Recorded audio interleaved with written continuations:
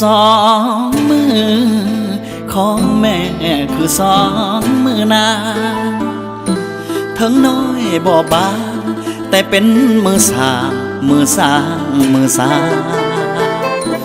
ดูแลลูกน้อยด้วยสองมือแม่ถนอมมาบ่ได้จงว่า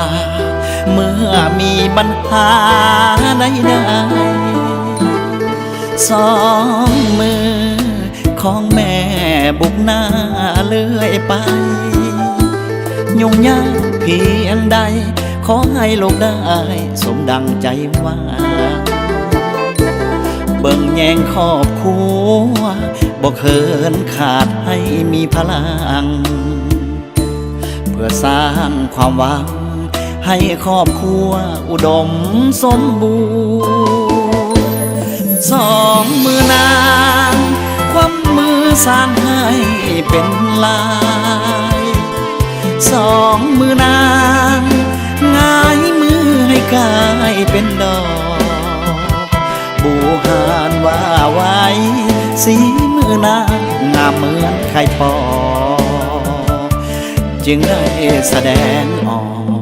บ่งบอกถึงวัฒนธรรมสองมือนางได้สร้างโครงการขึ้นมา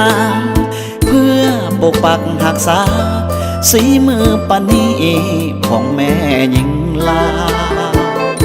ให้อยู่คู่ฟ้าสูงส่งเหมือนเดือนและดาวให้อยู่คู่กับเมืองลาวสองมือนางสร้างเมืองดังวัง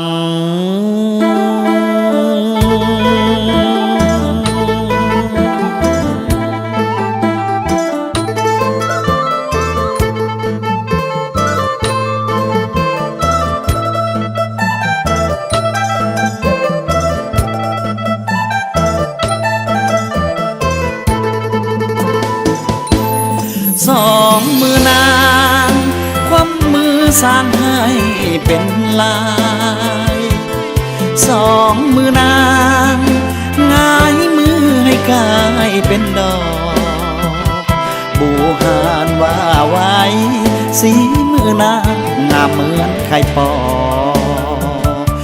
จึงได้แสดงออกบ่งบอกถึงวัฒนธรรมสองมือนางได้สร้างโครงการขึ้นมาเพื่อปกปักรักษาสีมือปณีของแม่หญิงลาวให้อยู่คู่ฟ้าสูงส่งเหมือนเดือนและดาวให้อยู่คู่กับเมืองลาวสองมือนางสร้างเมืองดังวัง